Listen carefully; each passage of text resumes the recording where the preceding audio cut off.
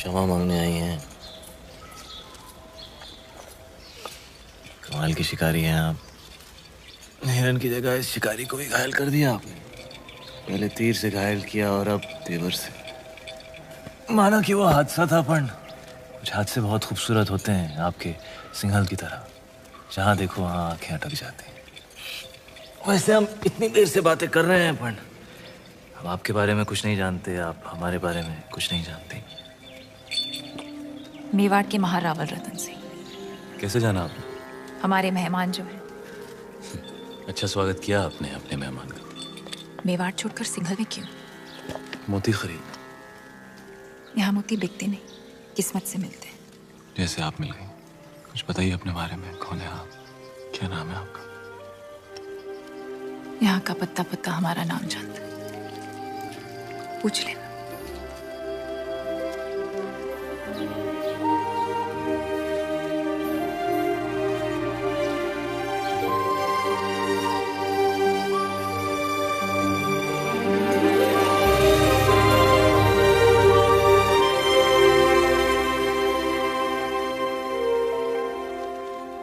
सिंघल की राजकुमारी है वो पद्मावती। पिछले 2 दिन से आपकी सेवा कर रही है। पद्मावती।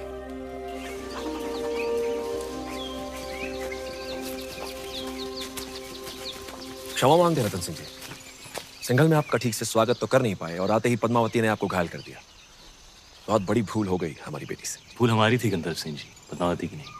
शिकार करते हुए हमारी नजर उन पर पड़ी, हम ही दबे पांव उनके पीछे पीछे गए और तीर भी हमें ही लग गया।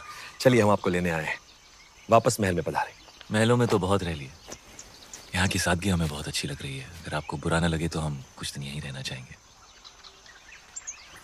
रतन सिंह जी, मेहमान बनकर आप आए थे यहाँ, अब लगने लगा है हमारे परिवार का हिस्सा है। हम चाहते हैं कि आप सिंघल से मोती लेकर जाएं, गाँव नहीं।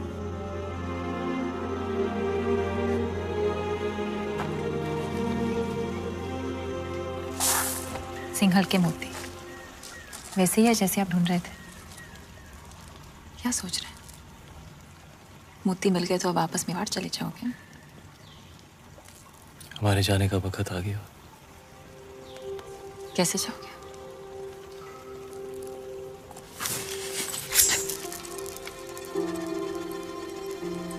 घाव जो नहीं भरा। हमारे साथ मेवाड़ चलेंगी पद्मावती, हमारी पत्नी बनकर।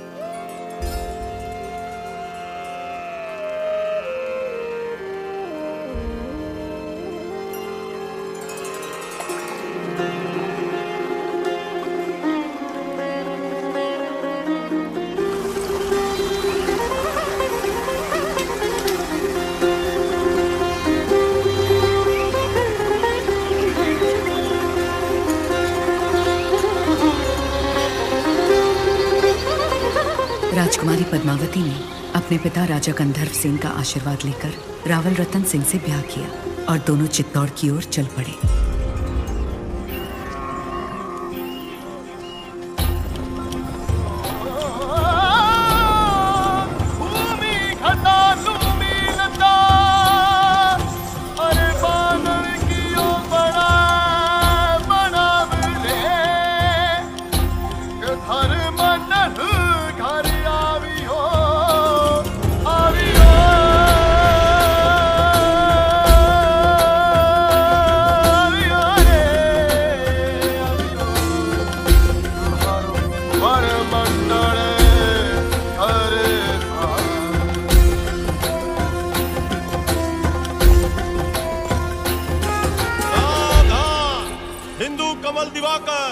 रघुकुल सूरत मेवाड़ प्रभाकर महारावल रतन सिंह जी दरबार में पधार रहे हैं।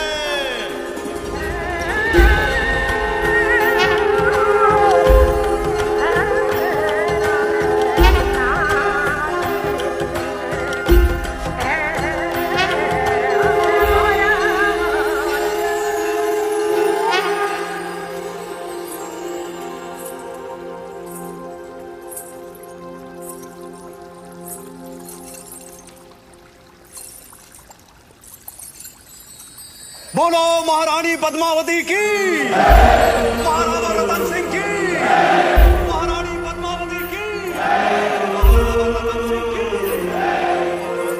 जब सारा चित्तौड़ रानी पद्मावती की जय जयकार से गूंज रहा था, दिल्ली में खिलजी हुकूमत की शुरुआत हो चुकी थी। सिपहसालार जलालुद्दीन ने सल्तनत से बगावत कर सुल्तान हिंद का ताज अपने सर पहन लिया था।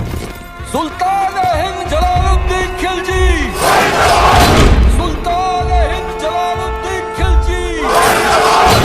लेकिन उस वक्त भी अलाउद्दीन की नजर हिंद के उस नायाब तख्त पर ही थी। ये तख्त और ताज जितने सुनहरे लगते हैं उतने नोकीले भी हैं। इस तख्त पर बैठकर हमें खुशी भी हो रही है और फिक्र भी, क्योंकि इस वक्त हमारे चारों तरफ दुश्मन ही दुश्मन है और सबसे बड़ा मसला तो ये कमबख्त मंगोल है।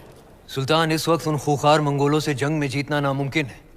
उनके मुकाबले हमारी फौज आधी भी नहीं। लेकिन हमारा हौसला उनसे दुगना है। तो क्या आप लड़ेंगे उन मंगोलों से? खिलजियों के खातिर तो खुदा से भी लड़ सकता है अलाउद्दीन। अपने हौसलों को इतना भी बुलंद मत करो अलाउद्दीन, जिसके बोझ तले तुम खुद ही दफन हो जाओ। गुस्ताखी माफ हो, लेकिन अब तक वो मिट्टी ही नहीं बनी जो अलाउद्दीन को दफन कर सके। हमें तुम्हारे ये खोखले दावे नहीं, सिर्फ और सिर्फ फतेह चाहिए। हम जाएंगे मंगोलों से लड़ने। सुल्तान, आपका यकीन ही हमारी फतेह है।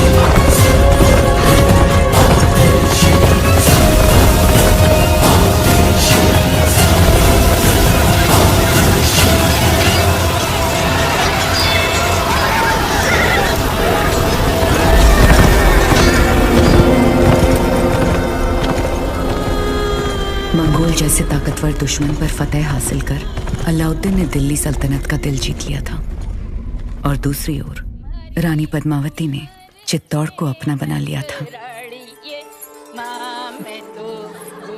सूरज वैसा संभल के, थारे घूमरे दिन गए, कमर में लचक आ जाएगी। अब तो रानी सा करेगी घूमर, कल गौरी पूजा के बाद। छोटी रानी सा घूमर रो रंग चोखो जमना चाहिए। रंग तो जमेगा ही सूरज भाई सा, क्योंकि कल ढोल हम बजाएंगे। अंदाता हुकुम। कुंवर भाई सा फिर बोलो तारो बड़ बोलो बेटो बीच में। ढोल बजाना तो दूर की बात बादल, घूमरे बखत रानी वास में हुकुम रे सिवा कोई मत आ भी नहीं सकता। या छोरा, तू अपने ब्याह में जी भर के ढोल बजा लीजिए। रावल साहब पधार रहे हैं।